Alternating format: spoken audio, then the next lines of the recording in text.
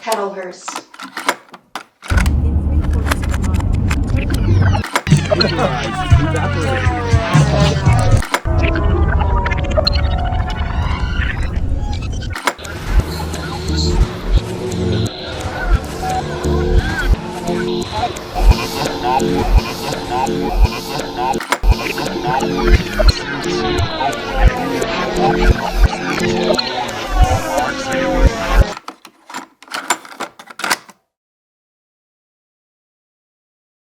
I went to Vegas thinking that it was an even match. Like Kelly in Vegas seems like the perfect vacation. I can rally pretty well, okay? I can handle a high volume of a new place and being fucked up and not knowing what to do. That's Like that's impressive. something that I always have a fun time doing. That's No matter really where I am, impressive. everyone's getting home. Thank you. Fuck yeah, dude. That's so good. I never knew. I actually left Vegas like with a spiritual awakening, which is something that I did not go in expecting. I don't know if it was my exhaustion or the fact that I lost my wallet, or the fact that I had the best nightclub experience of my life. Like, George, the ceiling, the light fixtures on the ceiling were like animatronic and moving. We saw Dioro in Vegas. Dioro? And Dioro, the What's a DJ. Dioro? He's Oh, a DJ. okay. I thought it was like some god yeah. or something the way you said that. Like, He might as well have been, yeah? to be fair, because his set was, I went into one of the deepest trances of my life, absolutely hammered. Beautiful experience, but at the end of the day, I lost and Vegas won, Why do you say which that? is what I should have expected. Um, when I lost my wallet, it unearthed a level of anxiety that I have never felt in my life. I thought about every single person who goes to Vegas and loses their life savings and ends up like living in the washes of Nevada. I assumed because I lost my ID and all of my cards that I was not going to be able to get home. I was also still drunk. So I'm in crisis mode. Like, how do I get my car out of the garage? You know, how do I pay for this hotel? What the fuck am I going to do? And I called my father. And is John Bishop has lived 1,000 lives. And I knew to call him, and he knew exactly what to say and exactly what to do. And we fixed everything in the wallet, made sure no matter what that, no one's going to steal my entire savings from my card. And I called my sister sobbing. And in this like ultimate moment of weakness across the country, she's in Woburn, Massachusetts at the time. And I'm in Vegas in my bathroom in the hotel with no pants on, blackout drunk. And we both knelt on the floor together and we prayed for an hour.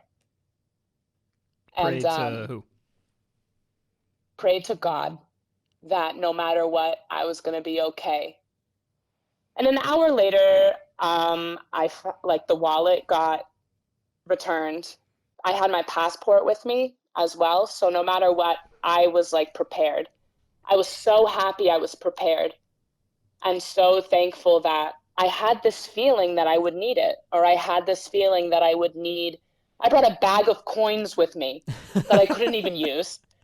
And my dad was like, thank God, if you need gas money, if you don't find your wallet, you have it. You have a form of identification. And no matter what, somehow I just like was prepared for something like that happening.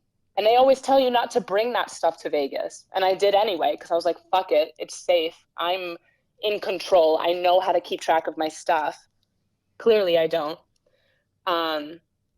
But I really learned something about keeping your head on and knowing that, like, you will be okay. I was crying on the phone to my mom, like, I have this deep-rooted fear that I will always fail. And I learned in that moment that I won't. Do you think that and that was just like do you think that the fear of failure is what pushes you so hard? Because you're like one of the most productive Absolutely. people I've ever met. I remember even back in high school, you were painting and you were putting the work into shit back then, like before most of us even had any sort of creative awakening. Like you knew what you wanted to do when you were putting into work to do it. And I think that's why you're so ahead now, because you're 24, right? 23? Yeah. Okay. I'm 24. 24. Yeah, exactly. And like you have already had art shows. You've worked in galleries. You packed up out of Massachusetts and moved to fucking Arizona, which I want to hear more about that because I don't know Absolutely. how you did that. Do you have like family out there? Is that No, I moved. I didn't know a damn soul. Yeah, like what inspired that? How did you find the courage to do such a thing? Um, it has to do with my painting for sure. Looking back, I I went that hard when I was young because I didn't believe in myself. And I was told my whole life that it was the highest risk I could ever take was pursuing art. And I wanted to make sure that I would never look back and think that I could have done more. So I exhausted myself through college. I'm proud I did. I showed up in a way that I don't even know how I did. But when it was like sophomore year of college, I stopped being able to stand in the shower because my back was it was such a mess because I was on my floor for 16 hours a day for 2 years painting. I went insane over it. Like I would, if I had any extra hour of time, I was painting. And I stayed up 3 nights a week. I didn't sleep for like 4 years. And that also probably contributed to some sort of level of crazy that I was at the time. But when I felt really sick over it and my body was shutting down and my mind was just like going AWOL, I had this pipe dream in my head, like this mind palace I would go to. And in that mind palace, I was in the middle of the desert waiting tables, which is really funny. That just seemed like the most peaceful thing I could have done. Is that your day job And now? then I graduated. Ironically, yes. How's that ironic? I'm doing that exact. That was your Because vision. I didn't ever. I know, I just never expected it to actually happen. It looked a lot different in my head than it does now. It's a lot nicer in real life. It's a lot less Western movie in real life. To be fair, it's still, awesome, the Wild West is, the Wild West is real. You meet crazy characters out here. Oh, I It is believe an insane place.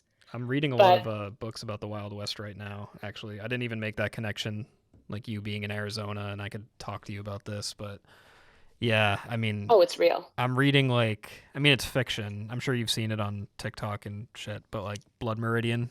I don't know if you've heard of that book. No, I haven't. It's just a fiction novel, but it's apparently, like, one of the most violent, gruesome novels ever written, and me being an extremist, I chase that sort of thing. And Yeah. it takes place in like the Wild West, like the 1800s and all that, but a lot of that brutality that they talk about in the book, like the murder and assault and all that stuff, is like it's a result of human cruelty, but at the same time it's kind of a factor of the environment, like being out in this desert with, nowadays it's different, but even still, like being in that heat, little food, little water, little trees, like no green, no vibrance, like it creates that sort of desperation in people. And I wanted to ask you if like that has enhanced your art at all, or at least changed it in some way, like being in an environment like that. Absolutely. painting out here is a lot different than painting where I was growing up. I am completely safe with my painting here. It actually makes me feel really sane compared to others. A lot of people out here, there's nothing better to do than to like get really drunk or do drugs. We are the cartel capital of the United States. And that makes you I'm feel in safer? Tucson. Not that I feel safer. I don't feel unsafe here because I'm from Boston and I'll light up a motherfucker if they come like too close to me. Amen. You know, I was cussing out people at 7-Eleven before work in Somerville because they were looking at me the wrong way. You know, like I feel very like secure with my defenses as Right. being like a young woman alone. But when it comes to the level of addiction out here and gang violence and things that I grew up privileged to like not have to think about, you know? If I didn't have painting, I'd probably be binge drinking here because what else are you gonna do? Like that's really what everyone does. They just like drink every day and end up in this hole. And it's hard to get out of. And you see it a lot out here. A lot of my closest friends are severe alcoholics. And thank God I can't drink that much because I have to wake up tomorrow and I have to paint. You know, So in your it made me feel. Oh, you go. in your mind, painting is like a job. Like your brain sees it as an obligation that you can't put aside. Like you just said that you can't drink because you have to wake up tomorrow and paint. It's not a hobby. It's a expectation and a requirement. Yes. Do you like that about Because I yourself? know how. I do. I mean, at first I didn't because it felt like a job. But now I feel weird if I don't paint. And whenever I paint, it's like catching up with myself. I just sit there and I fog out. I phase out. Like I'm not there. I have a rhythm now that I earned through those years of struggle and forcing myself to paint for so long because I was afraid I was going to fail. Now I get way more done in like 5 hours of work than I was able to get done in like 10 hours of work because I'm fully present with my work. And I don't give a fuck about what people are going to say. Like I'm painting for me. And if it goes well, that's a side effect, but you have to remain true to the fact that you can't live without this thing. And if it's meant to work out, it will. And if it doesn't, it still did because it made you have a place to reflect on life. You know, I'm like very aware of what is going on around me because I have a chunk of time every day where I can sit with myself and catch up. And I would not trade that for anything. I'll never stop. Like in full confidence, I will never stop painting. You sound like you have the mindset that every creative person chases. Like you talk like you live and breathe this shit. And I fully believe you do. I mean, I've seen you in action and you do. And that was years ago. I can't even imagine now.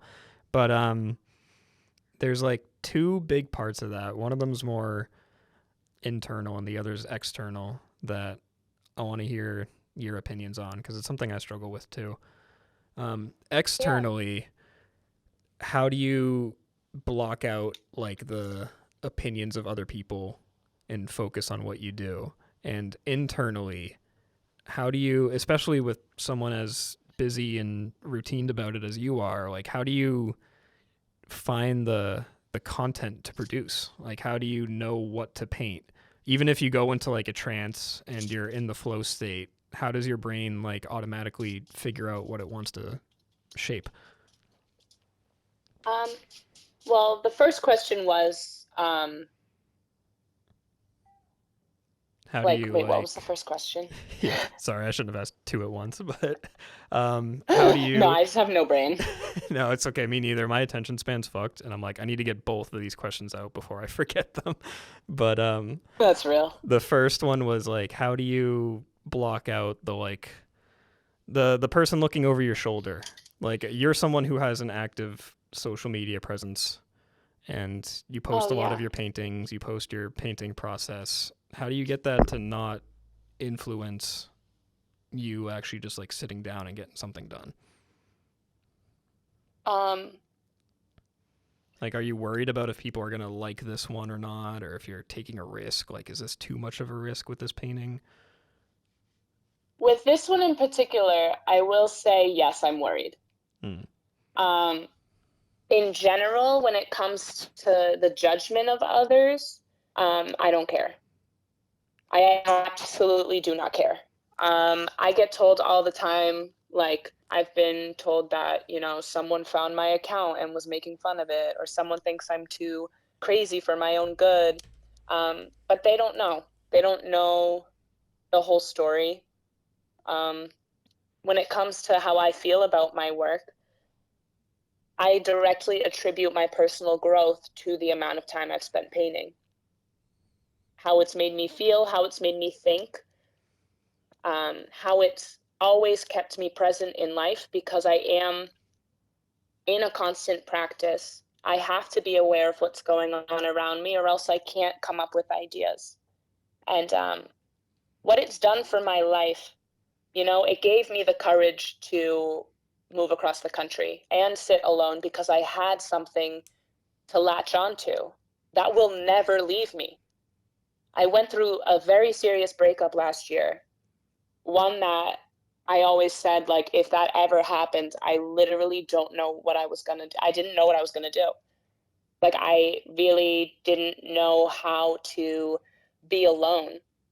And I threw myself more into my painting.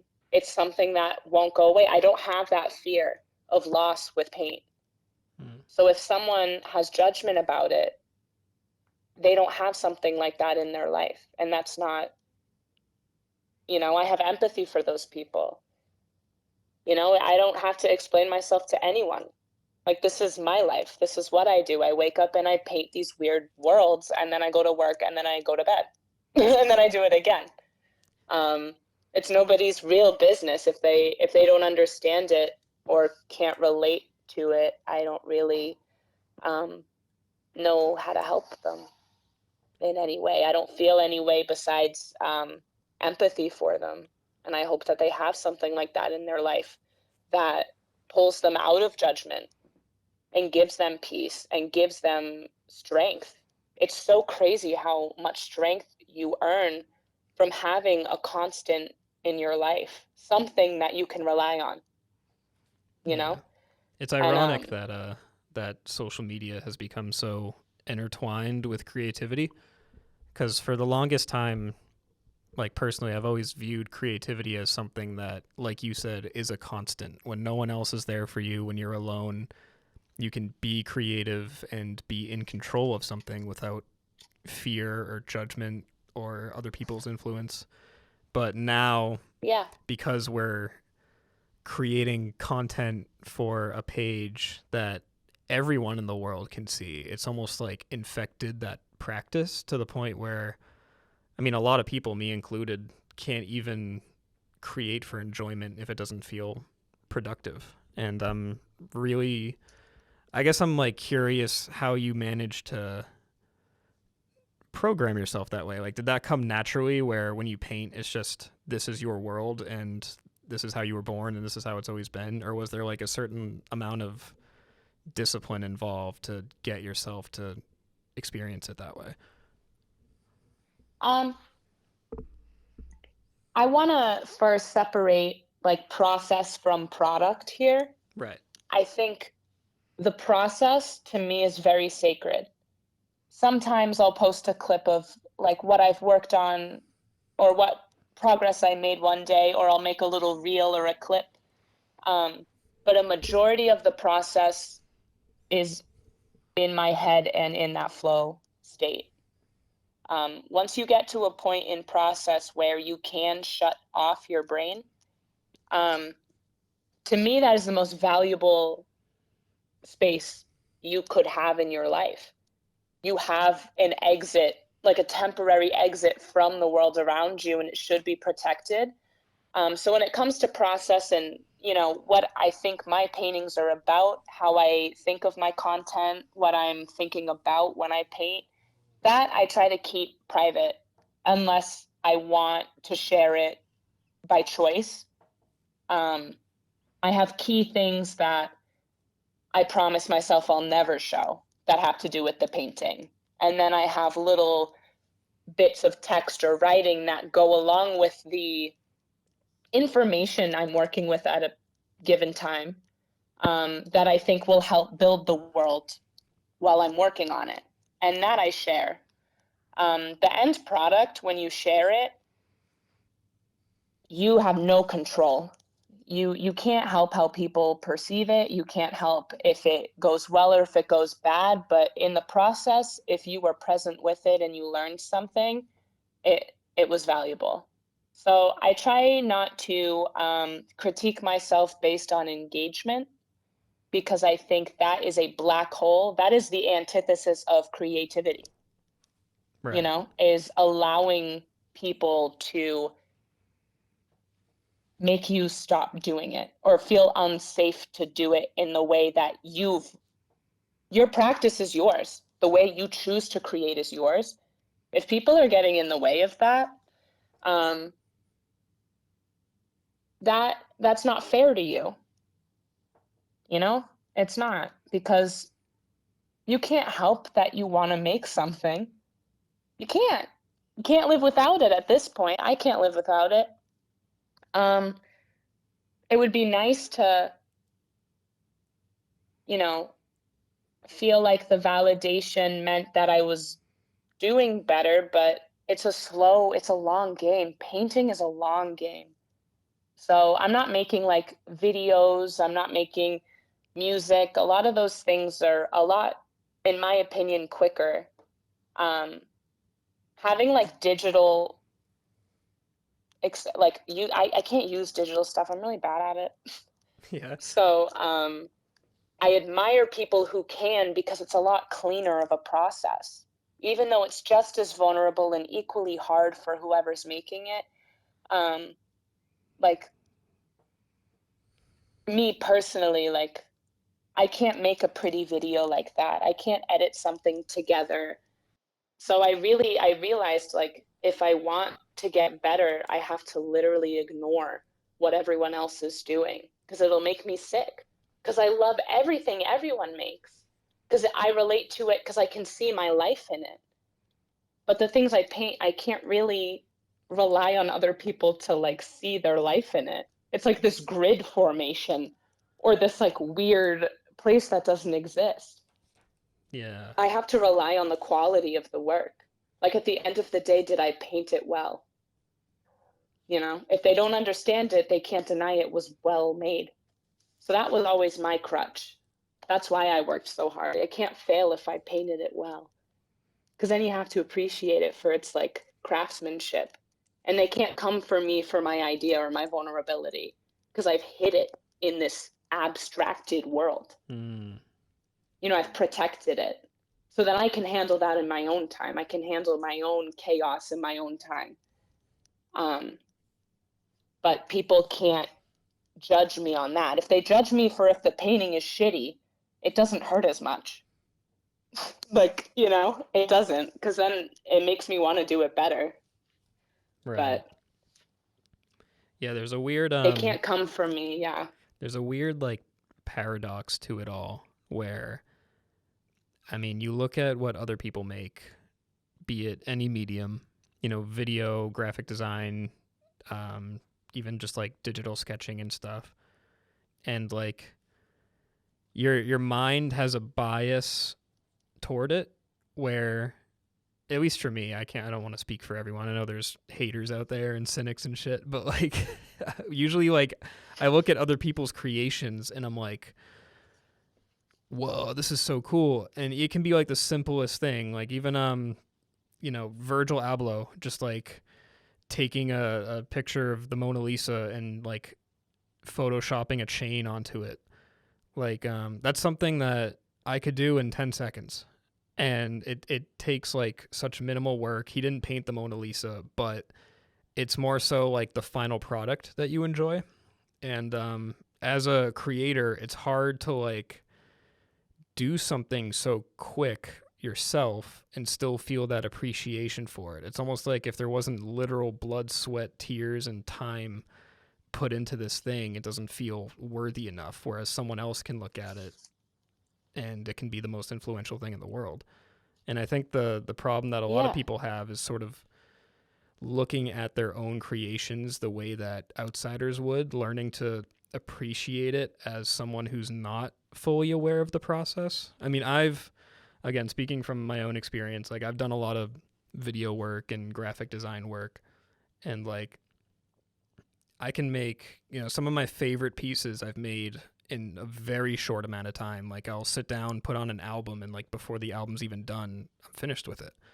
But that's just because of how quick technology is. I mean, Photoshop and all that stuff make it so easy for me to arrange things in a certain way. But I'll look at it, and usually when I finish something like that, I won't feel any appreciation toward it because it only took 45 minutes. I'm not going to look at it with the same respect as I would like something like a short story I wrote that took me like 6 months to write. I look at that and I'm like, oh yeah, that's my magnum opus. That's my most creative thing. Whereas this poster I made is what everyone else likes, but that took me 45 minutes, so it doesn't count. It's like that weird sort of I know what you're saying. thing. Yeah. I mean, my paintings on average, like the quickest ones take like a month and a half, and then the longest ones take a few months. And I am so jealous of people who can make things quicker and have a quicker output. If I could be more consistent, that's something I really want to work on. I'd feel so much more confident in my work because I would have more of an archive about what I want to say. That is an insecurity of mine, is how long it takes. That's also why I have to paint all the time. Because oil painting is like what I said, it's a long game. Yeah. Once one thing changes, you have to change the entire, like you have to situate it in the space that you've created. So if I like paint a cube, I can't just add a cube.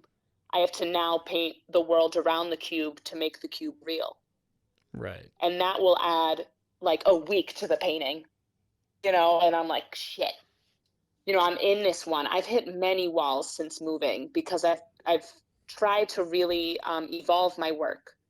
I'm trying to break away from, my thesis work and this world building that I was doing when I was younger, and try to situate myself in my new life through my work. If I'm going to grow in real life, I also have to grow as an artist, and that's something I really believe. So I challenged myself a lot, and it's taking a lot longer for me to finish things. But I'm way more proud of the stuff I'm making now because it feels like I earned the right. I think I stare at my paintings more than I work on them now. And I just stare at them. I hang them on my wall, and I just go to bed facing the painting, and I stare at it. And I comb through every line 100 times, and I comb through every angle. Anyone that comes over, I have them comb through every line, every angle. What sticks out weird? What is not working? I love that. Thank God I made a creative friend out here. He does music and like animating and stuff. And I'll bring him over and I'm like, Riley, can you look at this? Can you be honest? What isn't working? And he is the most honest person ever. He's like, this is slanting weird.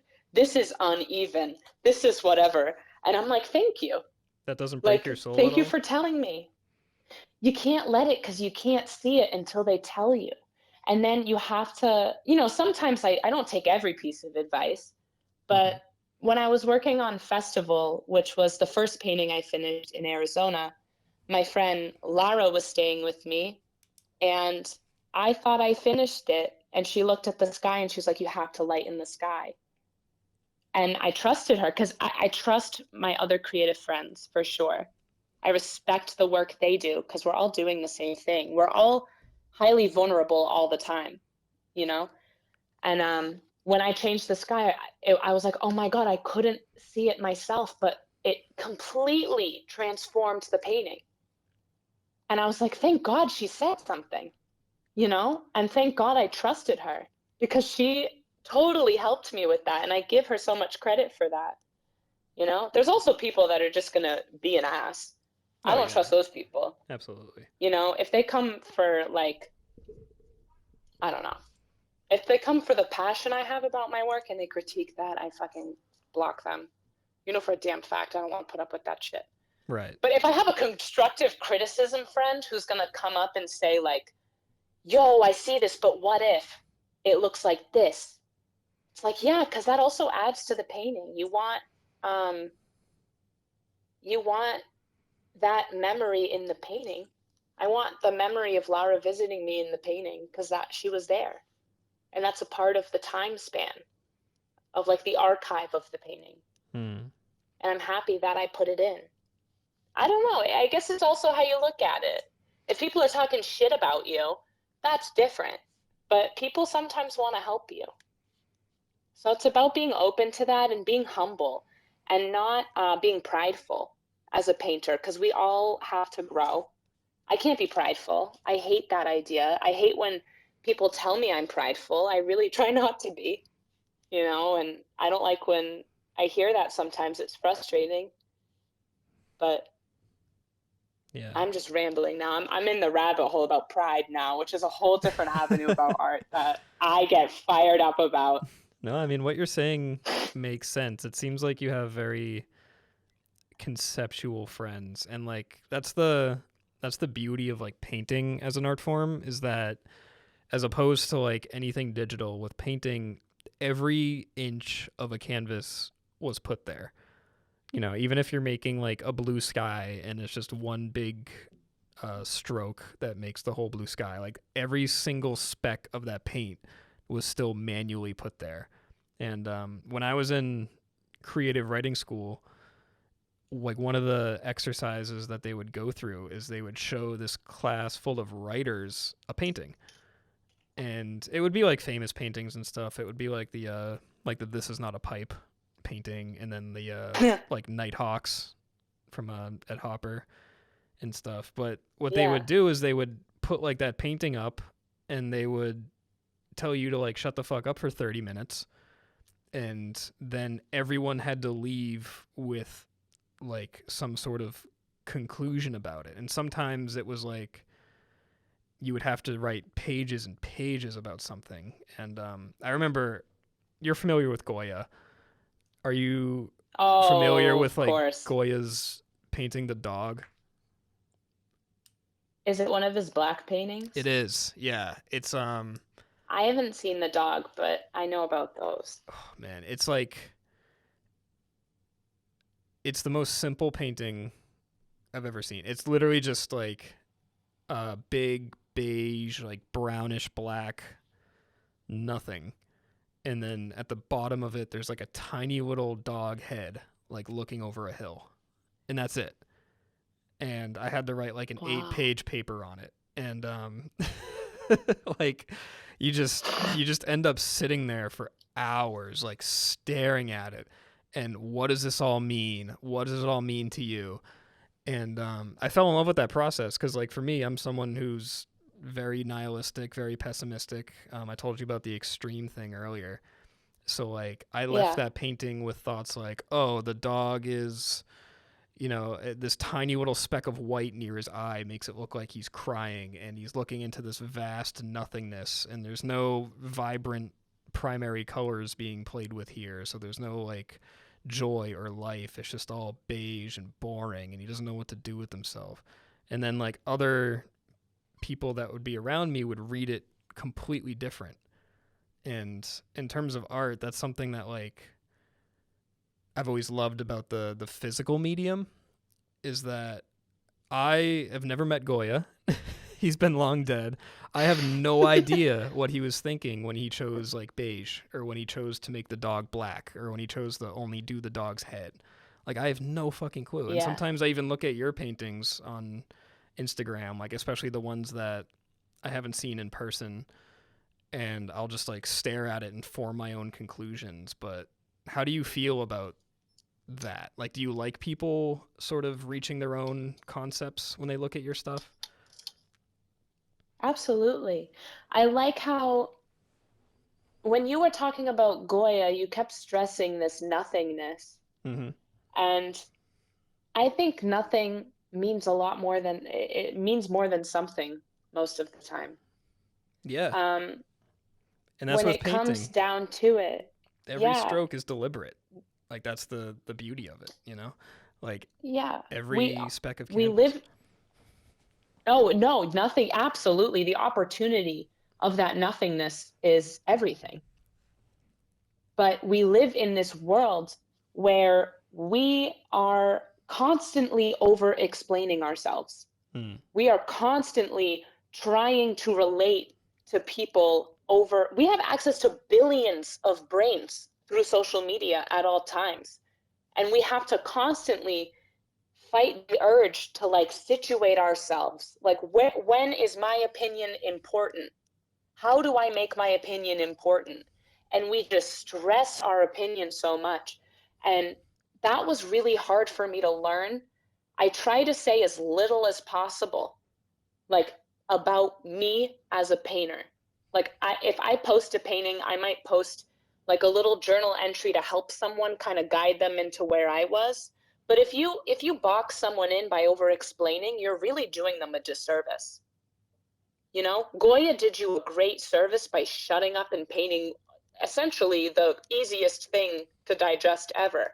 But he opened your mind, because then you had to fight to relate to it. And it had to expose a part of you that you necessarily, like, you didn't know how to unlock before. You're like, what the fuck is going on? Why is this a painting? Why is this so important? You know? And Yeah. it's the journey of viewing that is important. The visual experience. I have the most respect for paintings that put me on a tangent about everything but the painting. Like, I want to be in Yeah. a room with my friends fighting about nothing because I looked at a painting. And it makes me think about this one piece of time in my life and this one thing. It has nothing to do with the painting anymore, but it connects the viewer to themselves, or to the viewers and each other, in a way that they weren't comfortable connecting before. Because Mm. you're fighting to relate with minimal information about, you're not going to be told what it's about. And you shouldn't be told what it's about. Yeah. That's personal opinion of mine about art, that I'm still struggling. I'm not perfect with it, but I'm still struggling to find that sweet spot. And it's hard because identity in art is less important than we think it is, because we are constantly taught, if you're a good artist, you're like famous on social media, this engagement, your brand is you. Like, it is you as a person, and it is because you are that person that you are good at art. And I fucking hate that, because Yeah. I want to be Margella, dude. I want to be an empty chair. I hate going to my shows. It gives me so much anxiety, because I don't know what I did half the time. Most of the time I was fucking high off my ass on my floor. And you're asking me to like help you, guide you. It's like, dude, I'm looking at it for the first time too, to be honest. Like, I don't know. Yeah, there's definitely this like So this overall mindset where I feel like most people, and I'm definitely overgeneralizing, but most people are split into looking at art in two ways. They're either looking at it as art or as a product. And it's yeah, it's hard because art is a business. It is something that is bought and sold and measured, but like it's also completely subjective, and that's so cliche. But it's like when I talked about the Goya thing, right? Like going through that process, especially like in a school setting where it was like mandatory for me to talk about this to a certain extent. It Yeah. like programmed my brain into looking at everything that way. So I can go to a museum and I can look at a painting and it can literally be like, you see these sorts of stories trending all the time, but like I don't know if you ever saw that one. I forget where it was. Where like someone just taped a banana to a wall and it was like $1 million like art Yeah. installation or something. Like I can look at that and have a good time. And that doesn't make me better or anything, but it's just like it's so strange and ridiculous and absurd that it sparks this sort of conversation. And I'm someone who has like a genuine interest in like either sitting there and thinking about it myself or like asking the people around me, like, how does this make you feel? What does it remind you of? Like, there's no right or wrong answers. It's just like, I'm fascinated in the billions and billions of ways that different human minds can process different things. And it's incredibly weird that some people go to like look at an artist or an art show and expect it to be doing them a service. And it's also weird that we charge for art shows because of that. Like, I think exchanging money for something kind of puts in the expectation like, okay, what's this art or painting gonna do for me, as opposed to like, oh, this is wonderful and it makes me feel a certain way, let me give this person money, or something like that. It's really sticky. I don't have like a solution for it, and I don't expect you to have one either, but it's just very strange. Think of the banana at first pissed me off. Obviously, naturally, it would piss me off as I'm painstakingly talking about my years on the floor and sitting in the shower. But besides that, I've started seeing the value of a work. I don't monetarily, because you can't avoid it, unfortunately. That's just the world we live in. We have to find a way to it fucking sucks that our subjectivity is now like valued with $1. Mm-hmm. But the true value should be based on the intensity of the conversation it creates. So if you look at it that way, it might be, honestly, that banana is worth $130,000 because it created such an uproar. Like all publicity is good publicity. If people are pissed about it, that's still a reaction. It's still doing something. The art is still doing something. And most of the time it's like institutional critique or satire. And people are just pulling a fast one on like the fucking board at a museum, and they're taping a fucking banana to the wall. But the level of confusion that it sparked, like, makes it kind of valuable. But then it makes you think, like, these structures, like the white walls in the galleries, I don't believe in those. I never did. I hate them. I show in them. I fucking hate them. I talk about it all the time. This, like, how is that supposed to help me? I have, like, everyone's neurotypical. Like, everyone can't sit still anymore, and you want me to sit still in an uncomfortable space? Like, that pattern and that environment isn't built for us anymore. It's not built for these people. We should be in warehouses, like, drinking beers and shooting the shit with each other and looking at these paintings. If you put a Monet in a warehouse club, dude, you'd be surprised what would come up. That's what we should be doing. Like, what if we really just like put it on its head, like flipped it upside down? And sometimes that also means ignoring like the validation of others. That whole like flip it on its head, whatever. What do I want out of this? Fuck that. Sometimes that's the whole thing of art. It's infinite. It's everything all around us all the time. It's this mirror that forces you to look at yourself. And sometimes the picture's also pretty. Sometimes it's not, but it still does the same thing. You have to think about your life, and people hate it. People love it. People want to do it more, and people don't see the value in that at all. But that also continues to show you what it does. People don't want to look at themselves. Those are the people that always bitch about art. Those are the people that are going to tell you not to pursue it. They can't sit with themselves either. I have empathy for those people. You're doing hard stuff. You know, all of the creative people are doing hard work. That's why we're so like tortured all the time, or we're so like out of bounds and living such a unique life. All of us have very unique routines that keep us creative. And if we're looking for other people to tell us that they're right or wrong, we're already doing it wrong. Yeah. Because, yeah, it's just like an endless, you're going to just trap yourself if you think too hard about it. Yeah.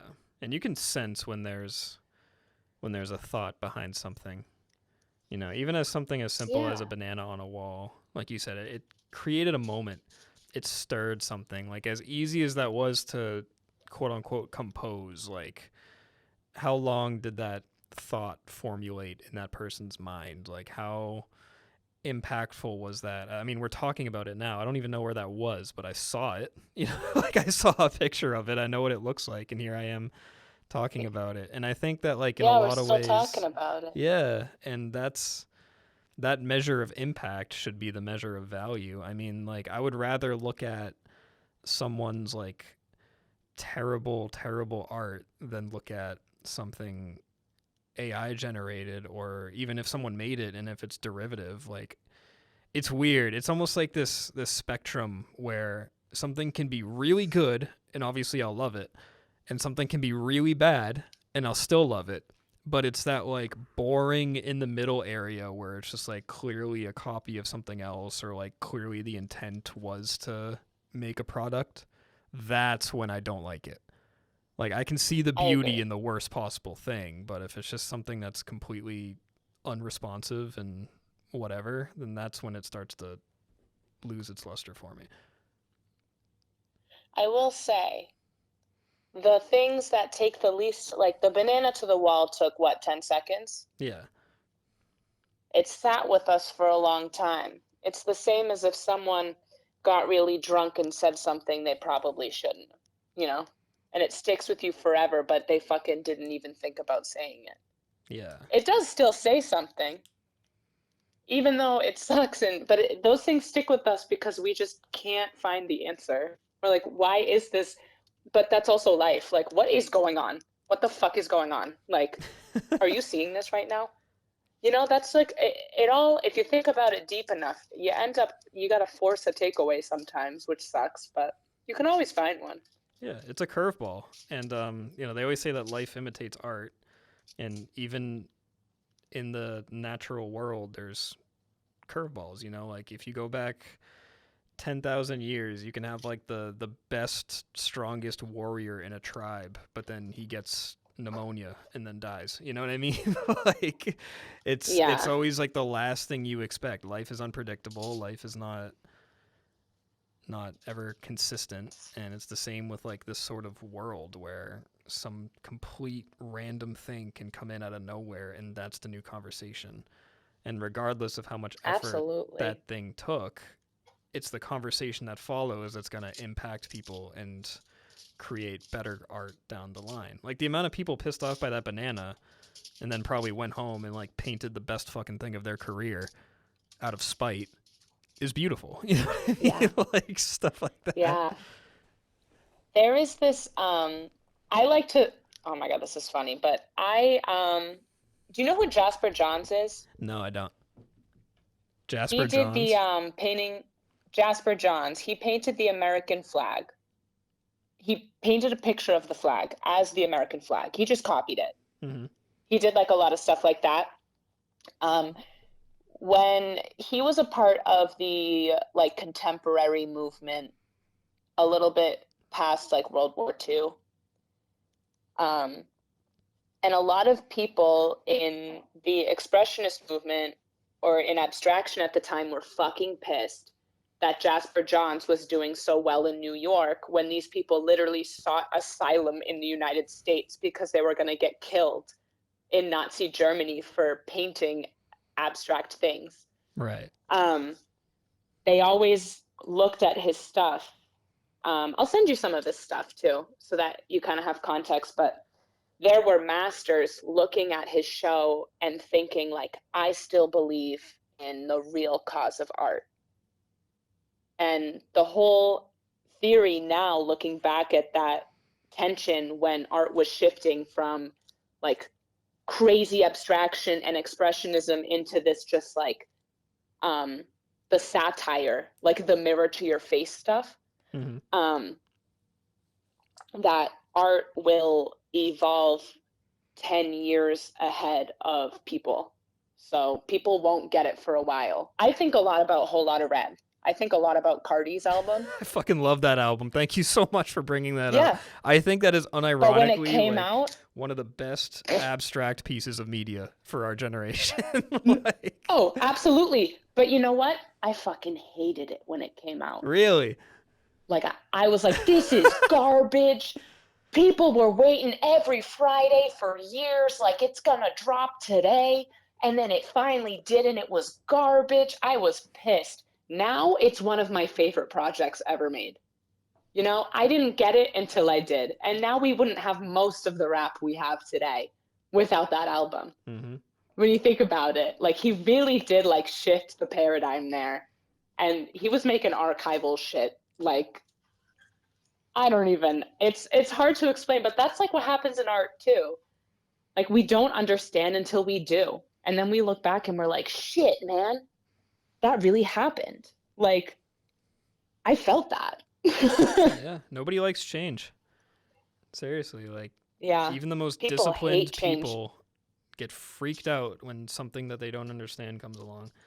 And even like the Cardi thing, it's like he could have easily just kept making the same trap songs that like him and Uzi were making for the longest time, and eventually it would grow stale and he would fall off because there's that certain underlying tone of like, okay, is this for the sake of expression or is this for money? And when Whole Lotta Red came out, it sounded like it didn't sound like the safe route. You know, it sounded like he was taking a risk. Yeah. And that is why it has lasted, and that's why it's been impactful, you know. Like, yeah, well, it threatens people who spent their life in a cause. We all pick a cause as artists without knowing it or intentionally, you know, seeking it out for long periods of time. When something comes and threatens your cause, it freaks you out. Like, my cause is this, like, idea that there are things we can feel but can't see, and they're directly affecting our life. That's like a thesis statement that I really believe in. Watch someone paint something that is like, no, it's only what you see that defines your experience, you know? yeah. So when you say If things, someone, what do you mean by things? Like, do you think these are intelligent creatures and beings, or is this like a wavelength shift type of thing? like more of like unconventional thinking, unconventional thought. These gut feelings, these little buzzes in our head, the ringing in our ears, that shit is telling us a lot. And we don't really pay attention to it anymore. My work's evolved like over time to be more playful because I've grown out of the seriousness of my cause and realized that, you know, I'm suffocating myself trying to make sense of things that I don't have the capacity to make sense for. Like I dug myself in a hole trying to find an answer to the endless question, which is kind of funny, like looking back, like, girl, chill. But no, for real, chill. Like, just have fun too. Mm-hmm. Like the cosmic dance, the gesture of life, like laughing at me all the time, trying to figure it out at 22. Yeah, you just learn a lot over time though, and it all makes sense. And some people don't want to change, and it threatens like what they thought they knew. And some people aren't willing to accept that what they knew is wrong. You see it all the time in real life too. You know, people outgrow things and shift and change, and we all do it at different rates. Yeah, or they don't. And that's just as common and just as sad. Yeah, I agree. We're still animals, It's all and the same. the brain likes its patterns and its comforts. And I don't know. That's one thing about growing old too. I'm only 23, so I'm in the same boat as you are. But like, I don't know if you've noticed I'm still back home. I'm still in the greater Boston area, and I'm starting to see like some people I grew up with. Like, we're still young, but we're at that time where some people are starting to get defeated by life. And it's not Yeah, always I necessarily know. their fault. Sometimes it's, something happens, there's a big traumatic event, or financial situation stops them from being able to experience new things. And that's always a factor. But at the same time, there's just, like, I'm starting to see the shift of people losing that forward thinking momentum. Change is Yeah, it's becoming brutal. uncomfortable. And, a big part of that Yeah. is becoming, an adult, becoming a part of the system. Things are no longer handed to you, they're now earned. So if you find a method of earning something and it's safe and comfortable, then yeah, you're going to stick to it. And a lot of times that requires a certain mindset, and embracing a new ideology or a new perspective threatens that mindset Yeah. and threatens your livelihood. And Yeah, you got to protect it though. You got to yeah, I've seen so many I can't tell you the pain of everyone all the time that I feel, just like, and I feel it too. Like, there are situations here, like I am considering taking a 9 to 5, George. Like, I'm freaking the fuck out about it. But, it's hard. It's hard to know what, if you're, can you handle both? I realize like if I want that comfort, I also have to, that doesn't mean, I have to at all costs protect my work and protect my curiosity. When your curiosity dies, so do you. Like you have to keep it. No matter where you are, you have to find somewhere in your mind to go. mm. And it's hard to do that, especially with substances. Um, I smoked more weed in my early 20s and in college than most people will in their entire life, you know? And it took a long time for me to paint without it, to feel comfortable painting without weed, because I thought I needed it, I thought I needed weed to be creative. And I realized it's like, no, I don't. It helps sometimes, but it just became like a hole. And I've seen alcohol take out so many people. And that's so sad to me. And I'm so like happy I never became like an alcoholic, you know? Yeah. But that's hard. How did you find like a new way of being creative without weed? I mean, especially if you were doing it so Well, much, how did you condition yourself to paint without it? Was it hard at first? um, I just didn't try. And then I realized like, um, it's hard to I had a hard time realizing I was still like just a girl. Um, and not this like super creative, like outcast person. I was still a young girl. And I wasn't giving myself any slack. Um, and I think for me, weed was opening my mind, and I thank weed every day. And I'll still smoke it eventually again. I'm just like on a long-term break right now, because it started getting in the way of my work because I was like literally greening out after 2 hours of working, and I just like couldn't work at the level that I wanted to be. Because my mind was just burnt out because I was in a pen hole for like 6 months. A pen And hole? also like, yeah, you know the pen hole. Yeah, absolutely. I love that. I've never heard it called a pen hole though. That's great. Oh yeah, the pen hole. Oh, it's brutal because then it's like you don't even smell, so it doesn't matter. Yeah. Like you can be high all the time and nobody knows. But Yeah. and then you like are exhausted all the time. Mhm. So Mhm. Yeah, does that I wasn't sleeping. Yeah. so where do you typically get your ideas for painting from? And I'm assuming like weed was something that sort of influenced that. Like if you're always exhausted and you're not, like, I feel like exhaustion usually leads to comfort chasing, which is fine. That's how we're programmed, Yeah. and people get exhausted and they need to relax. That's how it works. But when you're in that exhausted mode, it's very rare that your brain is absorbing and desiring to output as opposed to just chasing pleasure. And weed was getting in the way of that for you? Yeah, I think, there are times where it works and there are times when it doesn't. Um, like right now, maybe that's why I'm making more personal work.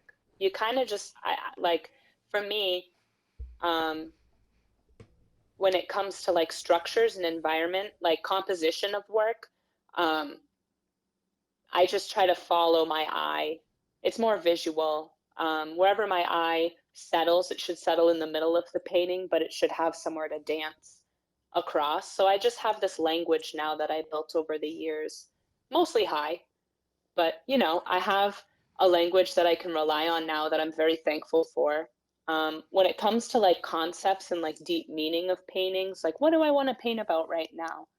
I just reflect on like general themes of my life and I try to find a harmony between those. Like right now I'm painting about heartbreak, which I haven't done in a while, which is like scary because this is the most vulnerable because when I went through my really, really, really, probably the last heartbreak I'll ever have because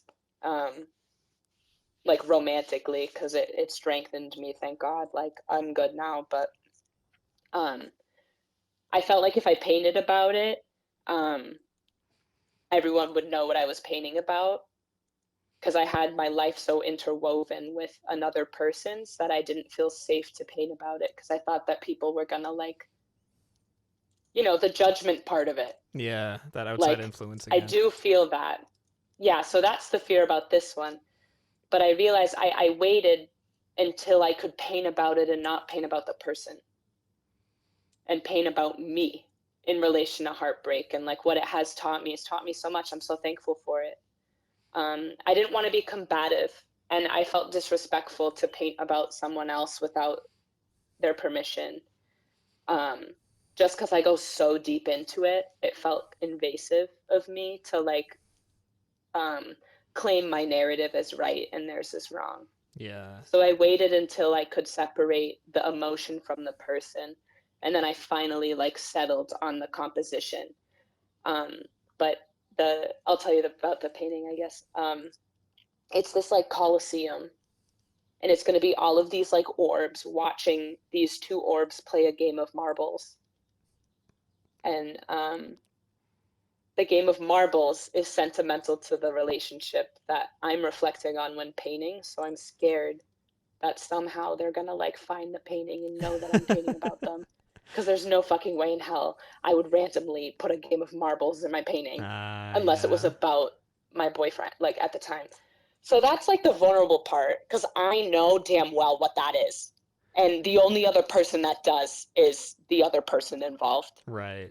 Um, so, but I owe it to myself to paint it because I finally like really that is why I moved too. I was able to because I went through the heartbreak and then I was like, what do I do with myself? Like, what would make me happy?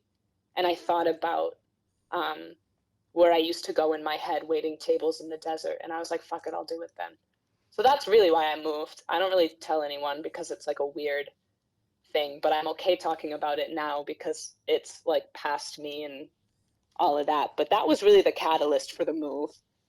Um, I hated Boston and I was like, okay, I saved money to move because I wanted to move. It took me a few years to save and I assumed we were going to move together, which was my fault. Um, but that was the only reason. So I can't help but thank them for teaching me those things and preparing me. It all ended up working out. Um, Quite a spiritual like moment though when you think about it. Like um,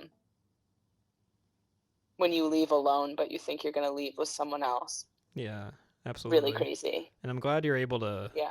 talk about it with confidence now. It definitely sounds like you are approaching the situation and this painting from a place of introspection rather than reaction. Because, I mean, personally, I feel like reactionary art always ages the poorest. At least in I terms of agree. like personal relationships. I mean, you can have like a reaction to a big political shift or something, and that's one thing. But I mean, at least in my experience, every time I've like, I don't know, been screwed over or pissed off at someone and I go and just like make something out of it and then I put it out, it's always like, those are always the ones that I look back on and I'm like, oh, you know what I mean? Like, Yeah, I why did don't I like do that that? anymore. Yeah. But then I can take those Yeah. same concepts and give it time, learn about it, learn about why I reacted the way I did and what this feeling means and how it's going to feel in the future. And then if I spin that into Yeah. something, that's usually the best stuff. It takes a while to get there. Yeah. You And know, it takes a long time. I mean, like, one of the best pieces of advice I got in college was, you don't want your paintings to be like a one and done firecracker. You want them to be able to, you want people to sink into them and yeah. really just like float around and lose track of time, lose track of space. And I guess looping back though to like how I come up with the ideas, this one, I promised myself if I was going to paint about it, I had to like pay my dues and like pay respect. So I made it the most complicated composition I've ever painted, which is why it's kicking my ass. Because if I earn the right to paint about it through the process, I feel like I earn my right to speak about it in the painting. So there's 240 squares Oh and my God. 140 arches in the painting. It's brutal. It's 140. kicking my fucking ass How big is this because I'm canvas? freehanding that shit. It's 3 by 4 feet, so it's like standard size for my work. Mm-hmm. But the level of detail it's going to take, I really feel like I've earned the right to talk about heartbreak because I really like invested my soul in the painting. Right. Like I have to work on it every day. I have a severe deadline that I made, and I have the title picked out, and I have everything ready for it. It's just a matter of like, um, I have to really like thug it out to finish it. So that would be like I earned my right to talk about it, you know? Right. When you approach a painting like It's that, how much of it is outlined beforehand? Like when you sit down and put the first brushstroke on there, do you already have the whole thing pictured in your head, or is it something you figure out as you go? sometimes I have a general like I'll do an underpainting in acrylic now to kind of speed it up. I had a little sketch of I wanted to paint a coliseum. So sometimes like a word, like my next painting, like I have the word cabana stuck in my head, so I have to paint something about a cabana. Yeah. So I'll try to work it in.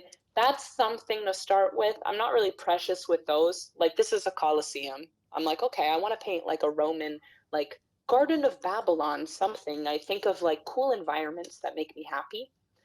And then I think about, okay, Colosseum spectacle. There's a spectacle happening here. Everyone is watching this event.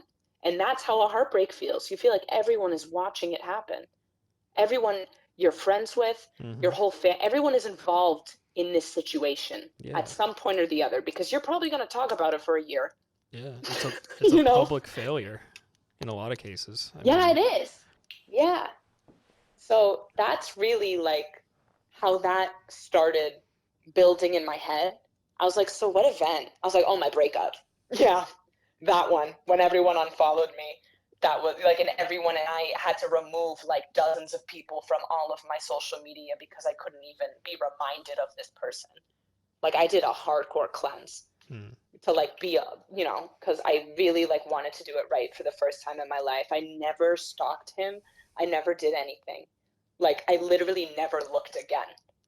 That is my biggest, honestly, my most prideful like thing. Like I really treated the heartbreak with respect for like how impactful the relationship was to my life.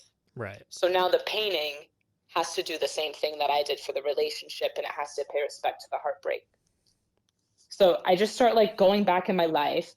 I dig through all my journals. I look at everything I wrote about it, and then I respond. I only respond to myself. I do not respond to other people. You have to respond to your own life. So that helps with the painting, and then you kind of just build it in the style that you're comfortable in, which is for me fucking grids and weird floaty things. So that's what happened. And that's how I came up with the idea. And now it's just a matter of suffering through and reminding myself of my breakup for 3 months while I paint it.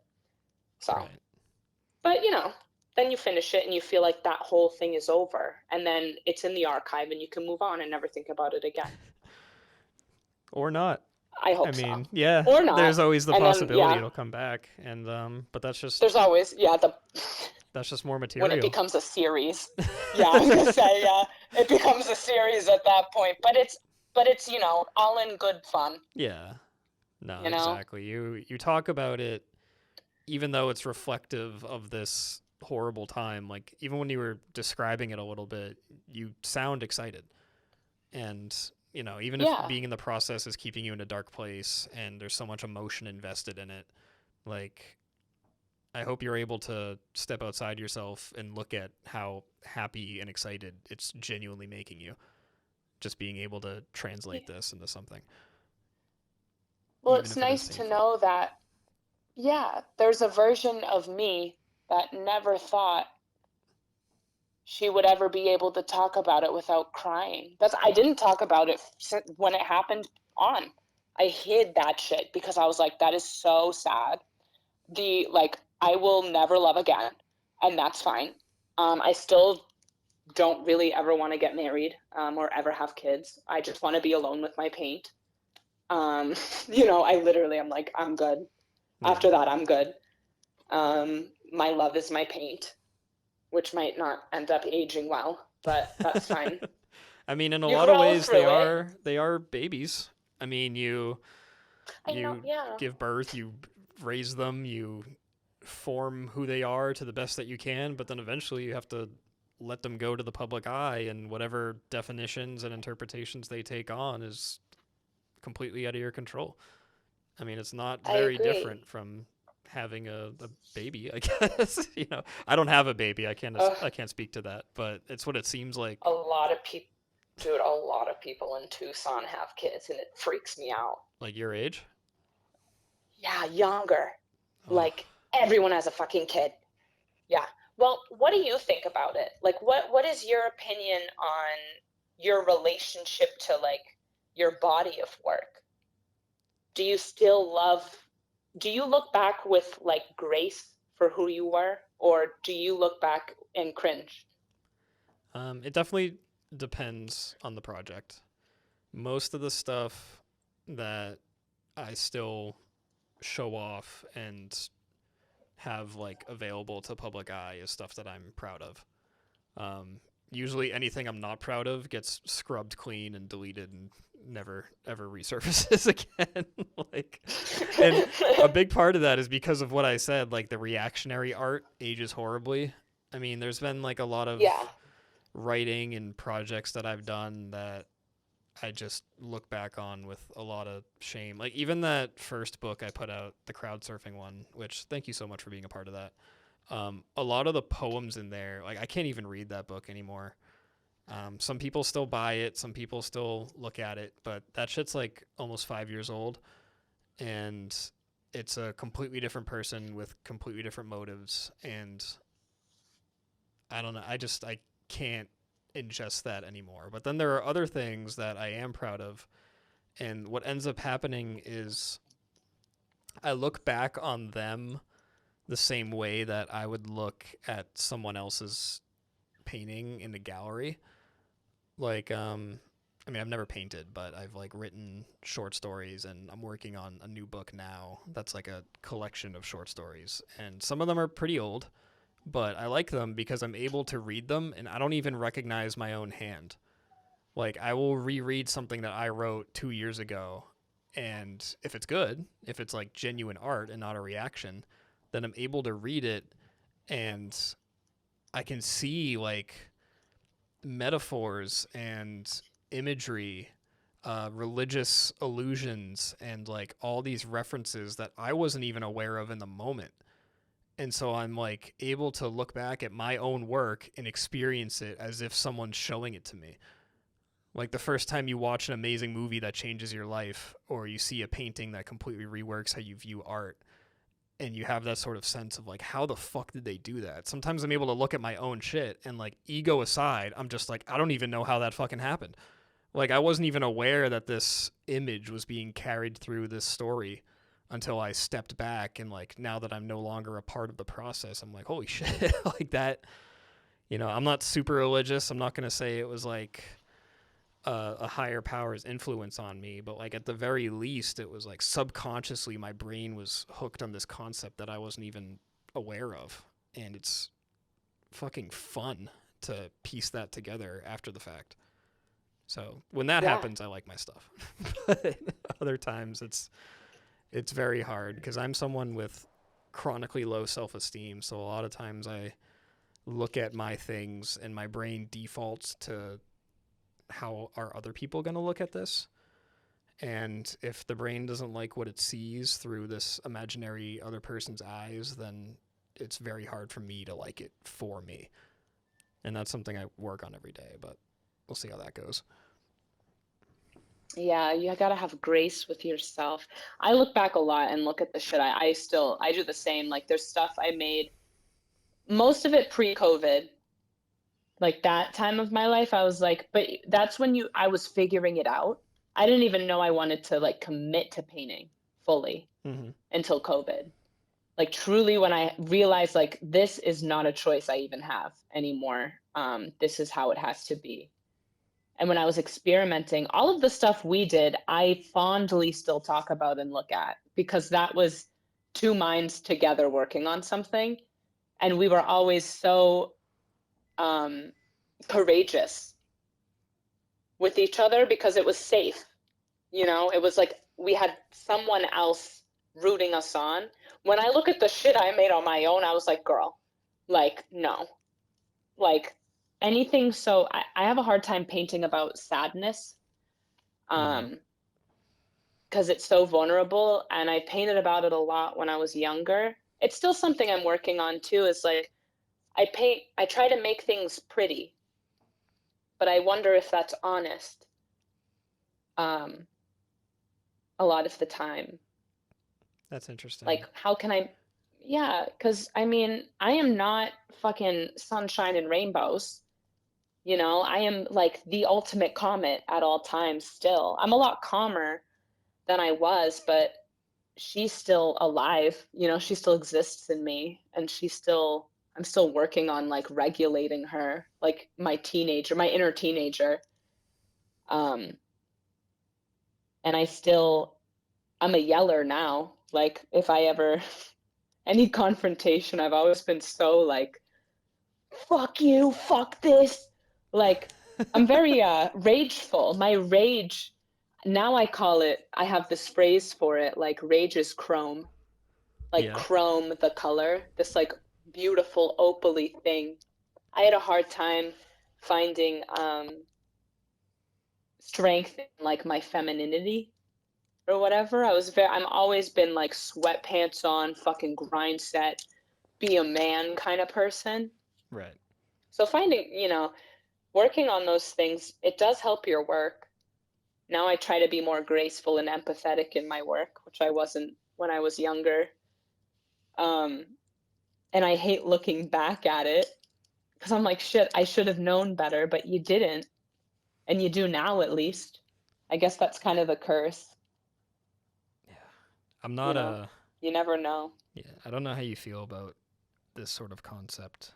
And I'm not famous by any means, but I've always like feared the idea of like, okay, say art becomes my full career, as most of us hope it would, and Yeah. how would I react if something I made became like my most successful, talked about, popular thing, but I looked back on it and didn't like it so much? I think about that with music artists all the time when people say like, oh, they peaked with their second album, but now they're like working on album 10. And it's like, I don't know what I would do in a situation like that. Even with books, with like videos, with graphic work, like my brain is horrified of one statement I made at a certain point in my life becoming like the defining statement of mine. I don't know if you have Damn, the I same never fear. thought about that. I never thought about that, but now I am. Sorry, I didn't mean to put that fear in you, but like it just makes me No, no, fucking that's not fear, sad. but fuck. Yeah, Yeah, like that is sad. And eventually, I mean, it does happen. I know, like, Starry Night, dude, I'd be pissed. No, yeah, like, you know, exactly, exactly. Starry Night. I if I mean, had some dark cliche, fantasy. tacky shit, oh my God.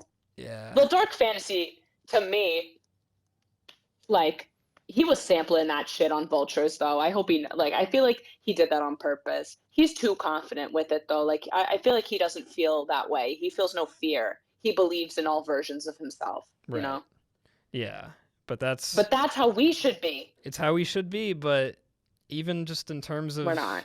yeah, in terms of impact, it's really, really weird. And of course, like the only remedy to a fear like that is to not worry about your own impact, to kind of kill that part of your ego and be like, okay, no matter how something is received or how it makes money, I'm continuing my journey in the way that I want to continue it. But yeah, Yeah. I guess I'm just terrified of peaking, if that's the I best way to think put it. well, I still fear I peaked in college, You you think know? so? Because now sometimes, yeah, well, I don't paint as intensely as I used to. When I was painting, it was life or death every day. Every day was life or death. And now it's just life. And I Hmm. miss the drama of it. You know, I miss I know still I'm in those like glory days where I'll look back and I'll be like, the best years were the ones where I wanted it so fucking bad I couldn't sleep. Like that is like the most beautiful time of my life. Was I was so like I really pushed myself too far, but I kept trying to find something in me to pull out. And I never want to lose that. And I feel like she knew more than I do now sometimes. Like I'm so afraid to settle in and find my peace because I don't want to do her wrong. You know, that young Kelly. Um, but also like you look out for yourself when you trust that I'm not afraid it's going to go away now. So I guess I kind of won the battle. Like even if I'm never famous, I feel the most successful ever because I'm still going. And I think the only failure we can ever meet is really like stopping. If we Yeah. let the world like force us to stop, like that is failure. If I fucking did that, if I stopped, I will move around any single thing in my life as long as I can keep painting. You know, I was afraid I couldn't afford rent in Boston, so I fucking left. You know, I was like, I don't care if I suffer for 6 months and have no friends. I can still paint. You know, I'm afraid like, what if I settle down and like have kids and stop painting? I just fucking won't have kids. I'm like, I don't know what else to tell you. I don't know. And that's immature as well. I know it's immature because that's unfair too for like me as a woman. But I'm like, you know, I really like just never want to stop. And then I do believe, even what if we die and then the shit's found? Yeah, You that's a know, scary thought too. you That never, happened to Poe. yeah, I mean, Edgar Allan Poe yeah, was never successful until he died. Shit like that. Same with yeah. Van Gogh. Like all that stuff. I mean, Well, not maybe it's for the best because as long as you keep trying, you know, I mean, you just have to you have to believe in it no matter what. And it sounds so fucking cliche. I know it's like this thing of like, believe in your dream and like, don't let anyone tell you not to do it. But it's like, yeah, like yeah. believe in that shit and just do it. Like, get fired up about it and don't feel embarrassed about how fired up you are about it. That's why I don't care if people talk shit about my work or think I'm crazy anymore.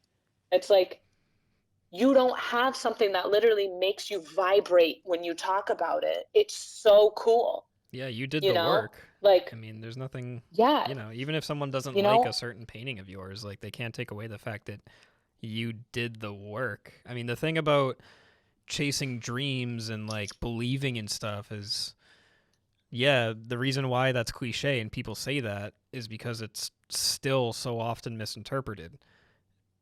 There's like this sort Yeah. of general tone that all you have to do is believe and it's going to happen. It's like, no, you have to believe, but you also have to put in the work.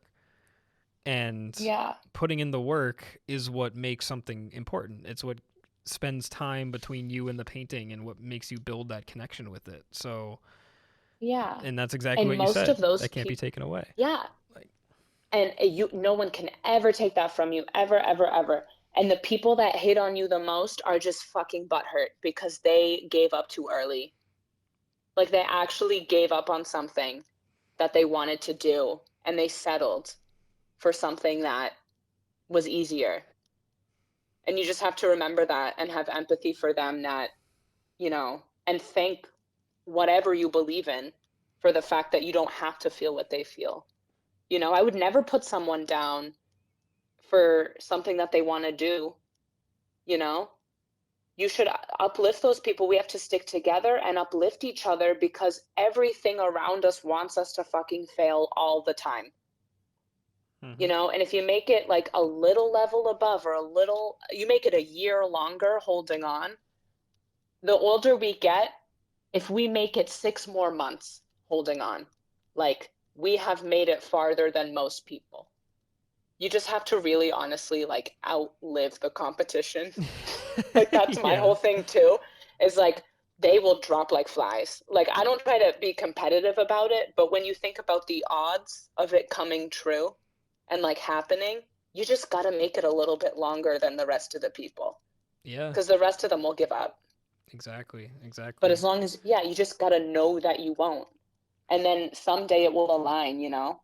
Yeah. And it's especially hard nowadays because, you know, people are, like, we talked about the social media stuff, but every single step of the process is visible.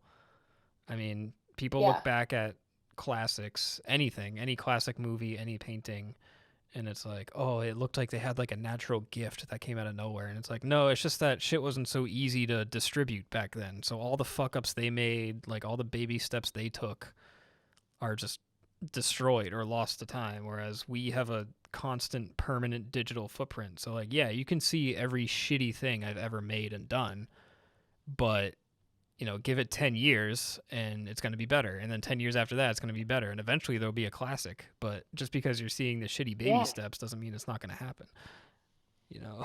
Yeah, but you can also, it's also very obvious how much we have grown. Exactly. You know? Exactly. And that's the like, benefit. Keep the shitty shit up. Yeah, keep it up, you know? Like, you cannot, even if it was shitty, it makes the stuff you make now look so much better. Like, for real. Like, I remember the shift when people who used to, like, really hate my shit started liking everything I put up and started being like, damn, you got really good. And I'm like, bitch, yeah, I did. You know why? Because I didn't listen to you last time. You know? Because last time you were condescending as fuck when you spoke to me.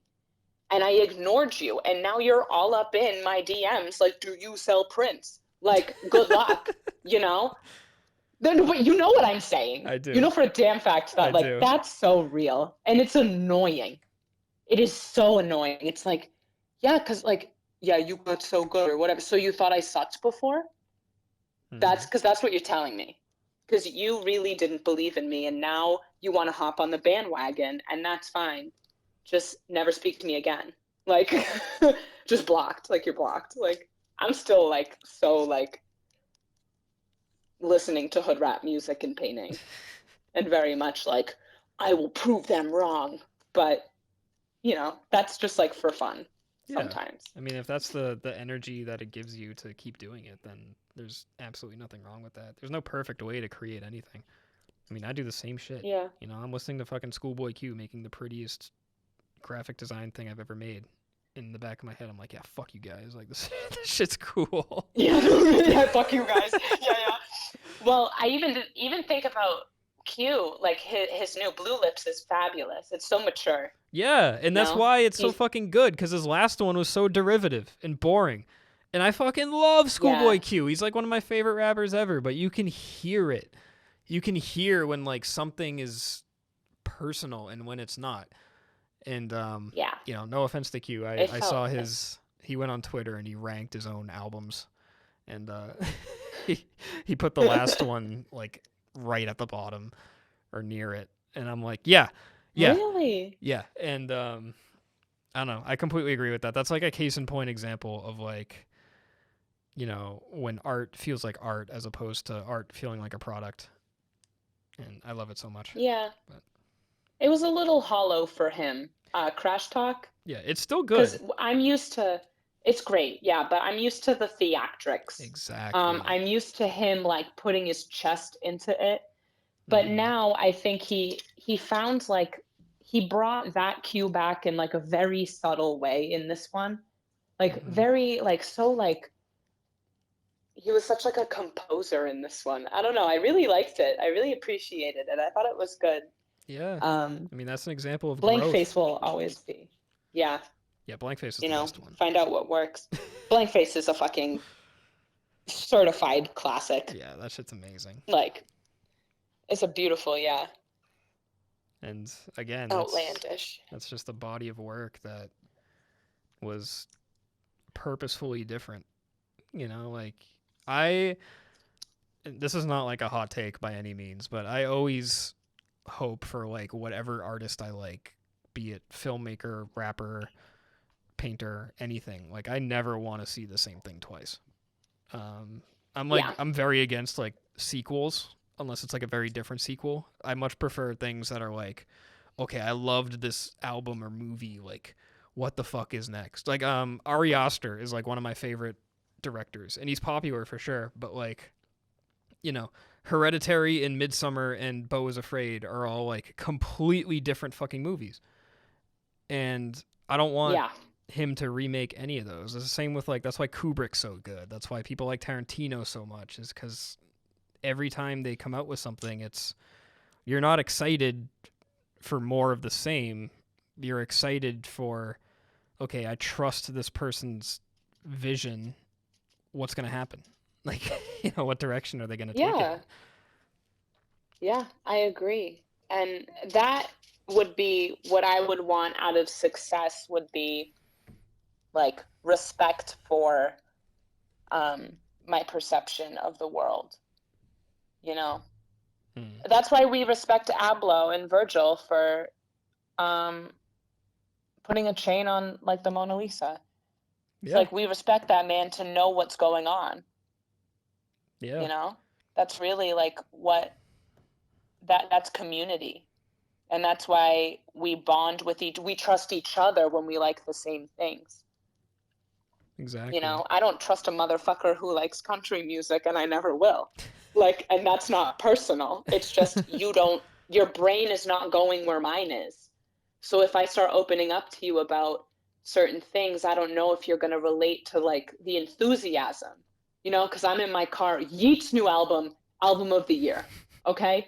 I still I gotta don't care listen to what that. anyone says. You It told me to is listen to it. I haven't gone there yet, but I want to.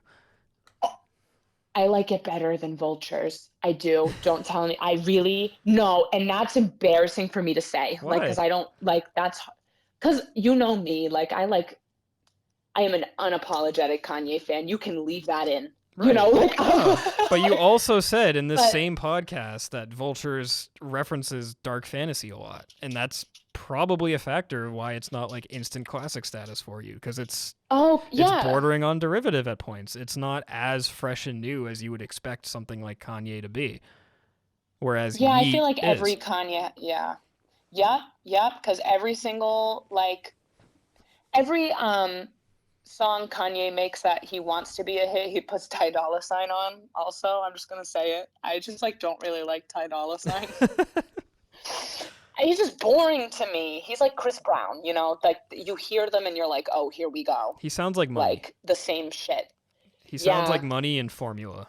I'll agree with that. And yeah, yeah. So I just don't really prefer to listen to him. But Yeat's new album was so good, and it was the same as like Whole Lotta Red. At first, I was like, I don't get the Yeat thing.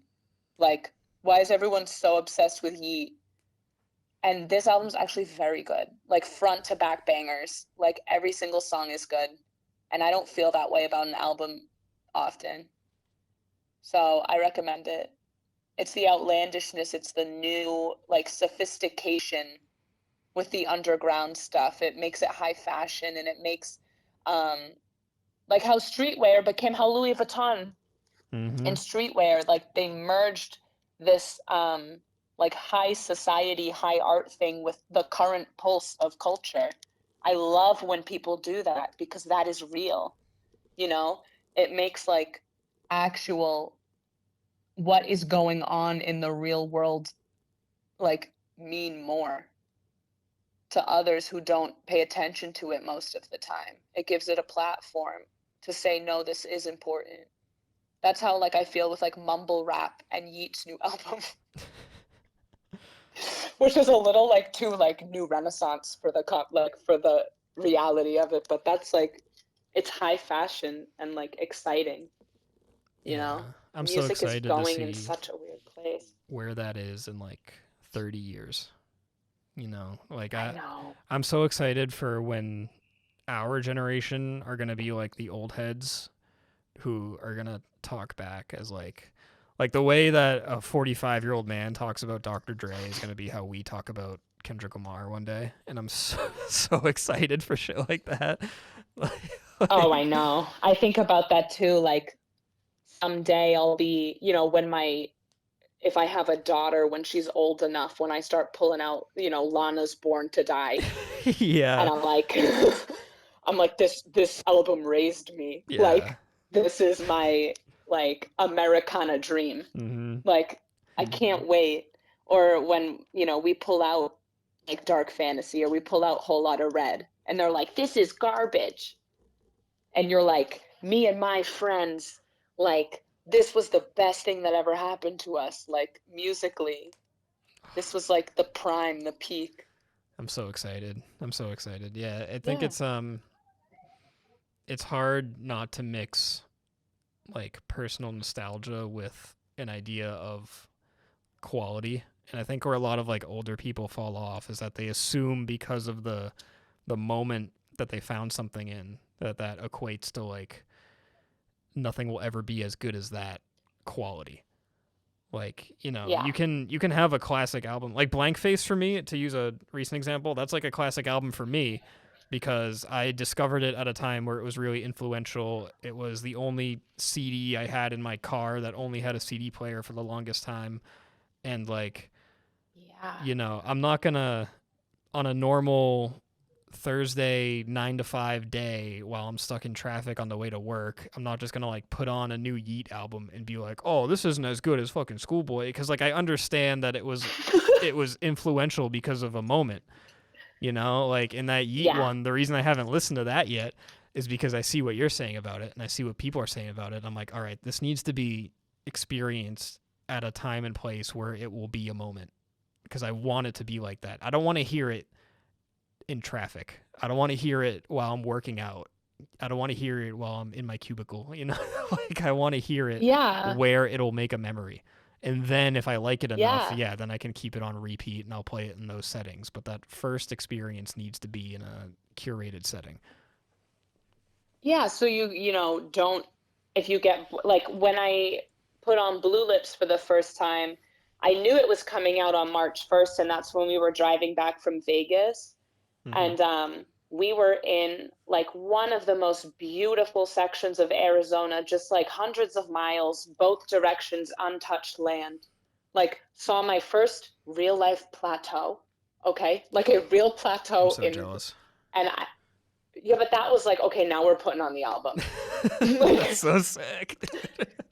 You know, and then I was like half asleep, so I put it on again.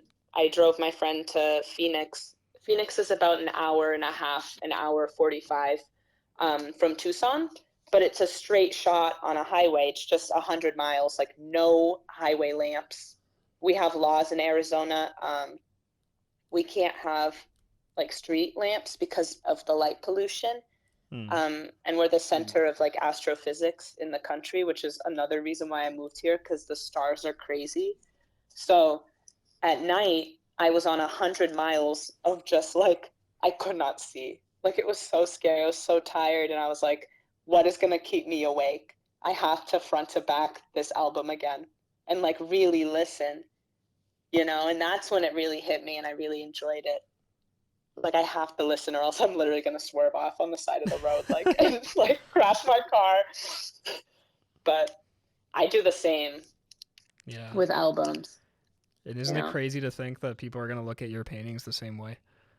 You know, I mean, they can't look at your painting while driving, but like people are going to find your art in a moment like that and have that same connection to it. Even if you don't have a particularly personal connection to like a certain one, or you look back at one not so fondly, like people are going to find it in a setting like that and have those feelings about something you create. And that's completely out of your control. Well, I hope so. It's already happened. I mean, I can only speak for myself so far, but like that's happened to me with some of your stuff. I mean, you're popular enough to have like the followers you do and put on the shows that you do. So that's already happened. I mean, you know, I'm not trying to gas you up, but like you are part of that spiritual process. You are contributing to that sphere of culture, even if it's on a smaller scale than like a schoolboy Q, but you're still a contribution to that as a whole. Yeah, I think, well, that's very kind of you to say and very nice to hear. I think if one person has that experience, then it's worth all of the sacrifice. You know, we push the boulder up the hill. You know, we do. Mm-hmm. Like Sisyphus. all together, yeah, we do. And I feel the same with like my friends' work and with everyone's work. And even when I see like your stuff, when you're writing new stuff, I always like read your stuff. I'm very like much aware of what you're doing. And you don't, you know, but it is like I really try to make an effort to engage with the work around me, like with the people around me, and, you know, keep those things going and have conversations like this is like so important, you know, just to like sit and reflect together and share that moment. You know, it's hard enough, like it's very alienating to be a creative person, and it's imperative to stick together and to value each other's work and to really like support each other. You know, I'm so sick of the like competition shit. I got a lot of shit. I had like very little friends in college because like a lot of people just didn't fuck with me because, well, I was also very like so deep into my like world that I just didn't find friends like valuable, which is like kind of sad. But it was like I was very like specific about, you know, what I spent my time on, and I didn't go out and party in college at all. And a lot of people like had a lot of judgment towards me because of the work I made, or they just like resented me for some reason because I was like making the work I was making. When in reality I was like truly like between life and death at all times, like trying to get better. And it's unfair judgment. Competition is like unfair judgment because I don't think, like, yes, we should try to sustain and like really keep going and try to do better, but I think everyone can win. You know, if we uplift each other, everyone is winning. We are living an era of art history. Like, we are a part of the same class of artists who are coming from the same time of the world. We're all like COVID babies that are responding to that like adjustment. But we are, you know, and it's important to like help each other out, dude, and respect each other's work, because we're like, we went through something crazy as a collective, and the collective has to stick together. So it means a lot when everyone like is on the same team. We should all be on the same team. Yeah, that's why I wanted to do this as a whole, just because, like, you know, I don't want to put either of us in a position of like advice giving or anything like that, but at the same time I wanted like perspective to be heard. I don't know, I just like I always find more inspiration and motivation out of like just hearing how other people operate as opposed to them telling me how to operate. And I agree. Because like even if I don't agree listen with to someone's myself. like I don't always agree with like people's processes, or they might be in a completely different sport than I am, but it's like just hearing that they are tackling life in their own specific way makes me feel better about tackling my life in my specific way. And yeah, I don't know, I'm addicted to hearing people's stories and perspectives. So thank you for sharing yours with me today. Yeah, thank you for sharing yours as well. You have some very, very deep thinking. I know that you're probably like up at night about this stuff too. Always. Like, Yeah, and that's not even a brag. It's genuinely yeah. like, it's just, No, it's honest. yeah. Let's fucking be honest more. I feel like I don't like super prideful energy when it comes to like creativity because there's so much error and failure involved Mm-hmm. and so much uncertainty and fear like mixed in with all of like the privilege of being creative and the way it makes you see life. And I think when we talk and shoot the shit, we get fired up and we remember the privilege. It's like how lucky we are to like talk about this stuff and not be afraid. People don't get this deep at all, ever with each other, and we should be more like that with each other as people. Absolutely. I agree. And I'm really happy with how this came out so far. Thank you.